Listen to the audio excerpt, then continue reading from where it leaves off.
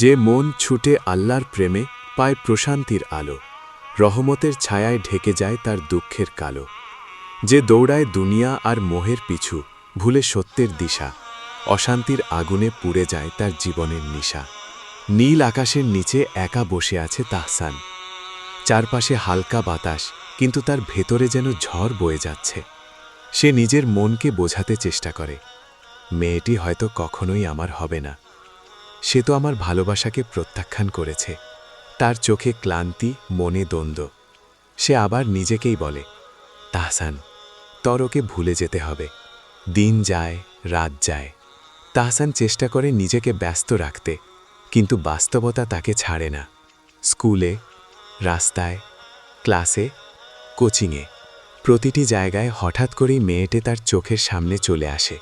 সে চোখ সরাতে চায়, কিন্তু পারে না। একটা দৃষ্টি, একটা ক্ষণিক দেখা তার হৃদয়ে আবার আগুন জ্বালিয়ে দেয়। সে ভাবে, আমি এত দুর্বল কেন? অনেক চেষ্টা করেও তাহসান নিজের অনুভূতিকে নিয়ন্ত্রণ করতে পারে না। তার ভেতরে জমে থাকা আবেগ আবার জেগে ওঠে। তার হৃদয় বলে, আরেকবার চেষ্টা কর। তার বিবেক বলে, থাম। কিন্তু সে হৃদয়ের কথাই শোনে। তাহসান আবার সিদ্ধান্ত নেয়, যেভাবেই হোক আমি তাকে পাবই। এই চিন্তা তাকে ধীরে ধীরে অন্ধ করে দেয়। সে ফেসবুকে ঢুকে মেয়েটিকে একটি মেসেজ পাঠায়, একটি দীর্ঘ মেসেজ, যেখানে শুধু লেখা, I love you, I love you, I love you, শত শতবার। মেসেজ পাঠানোর পর তাহসানের হৃদস্পন্দন বেড়ে যায়।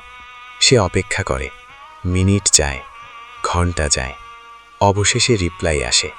মেয়েটি লেখে, তোমার অনেক ধৈর্য, শুধু এইটুকু। তাহসান হতবাক হয়ে যায়। এটা কি সেই উত্তর যার জন্য সে অপেক্ষা করছিল? না, তার ভেতরে এক অদ্ভুত শূন্যতা তৈরি হয়। এরপর থেকে তাহসান প্রতিদিন মেয়েটির পিছনে ঘুরতে থাকে।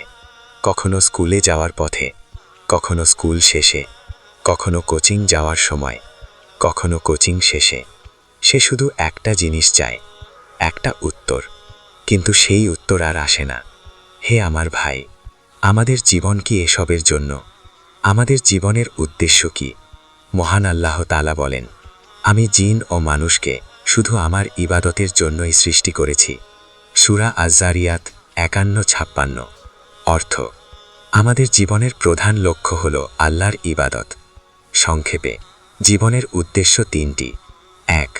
আল্লাহর ইবাদত করা, ২. তার আদেশ মেনে চলা, ৩. আখিরাতের জন্য প্রস্তুতি নেওয়া। তাহসান, সে আজ তার জীবনের উদ্দেশ্য ভুলে গেছে। একটি মেয়ের পিছনে ছুটতে ছুটতে সে হারিয়ে ফেলেছে তার রবকে। তার উচিত ছিল নামাজে দাঁড়ানো, দোয়া করা, কোরআন পড়া, নিজেকে গড়ার চেষ্টা করা। কিন্তু সে বেছে নিয়েছে অস্থায়ী মোহ। একটি দৃষ্টি, হ্যাঁ, শুধু একটি দৃষ্টি তার জীবনের পথ বদলে দিয়েছে। রাসূল সাল্লাল্লাহু আলাইহি ওয়াসাল্লাম বলেছেন, দৃষ্টি হল শয়তানের বিষাক্ত তীরসমূহের একটি। মুসনাদ আহমেদ। ব্যাখ্যা, একটি ভুল দৃষ্টি হৃদয়ে আসক্তির আগুন জ্বালিয়ে দেয়। রাসূল সাল্লাল্লাহু আলাইহি ওয়াসাল্লাম আরও বলেছেন, আমার পর পুরুষদের জন্য নারীর চেয়ে বড় কোনো ফিতনা রেখে যাচ্ছি না। সহিহ বুখারী ৫০৯৬, সহিহ মুসলিম ২৭৪০। দৃষ্টি নিয়ন্ত্রণ না করার ক্ষতি: হৃদয়ের অশান্তি, গুনাহের দিকে ঝোঁক, ইবাদতে মনোযোগ কমে যাওয়া, বাস্তব জীবনে হতাশা, আল্লাহর সন্তুষ্টি থেকে দূরে সরে যাওয়া। তাহসান এখন এই প্রতিটা কষ্টের মধ্যে ডুবে যাচ্ছে। সমাধান আছে: দৃষ্টি সংযম করা, নামাজ ঠিক রাখা, কোরআনের সাথে সম্পর্ক বাড়ানো, ভালো বন্ধু নির্বাচন, প্রয়োজনে বৈধ পথে বিয়ে এগোনো। কিন্তু তাহসান এখনও সেই পথে ফিরেনি। সে এখনও অপেক্ষা করছে, সে এখনও দৌড়াচ্ছে, সে এখনও ভুলের মধ্যে ডুবে আছে। তার চোখে এখনও সেই মেয়েটি, কিন্তু তার জীবনে নেই কোনো শান্তি। একদিন বিকেলে তাহসান আবার একই জায়গায় বসে আছে।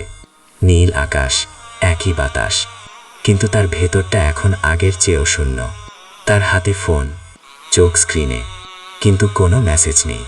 হে আমার ভাই, তাহসানের গল্প শুধু গল্প না, এটা একটা আয়না। তুমি কোন পথে? তুমি কি তাহসানের মতো মোহের পিছনে দৌড়াচ্ছ, নাকি তুমি ফিরে আসবে তোমার রবের দিকে। মনে রেখো, দুনিয়ার ভালোবাসা ক্ষণস্থায়ী, কিন্তু আল্লাহর ভালোবাসা চিরস্থায়ী। যে আল্লাহকে পায় সে কখনো হারায় না, আর যে আল্লাহকে হারায় সে কিছু পেয়েও কিছু পায় না। একটি দৃষ্টি তোমাকে ধ্বংসও করতে পারে, আবার সেই দৃষ্টি তোমাকে সৃষ্টির জন্য তৈরি করে। তুমি যদি আল্লাহকে ভালোবাসো, তবে আল্লাহ তোমাকে ভালোবাসবে। তুমি যদি আল্লাহকে ভালোবাসো, তবে আল্লাহ তোমাকে ভালোবাসবে। একটি চুপ পেয়েও কিছু পায় না, একটি দৃষ্টি তোমাকে ধ্বংসও করতে পারে, আবার সেই দৃষ্টি সংযম তোমাকে জান্নাতের পথে নিয়ে যেতে পারে।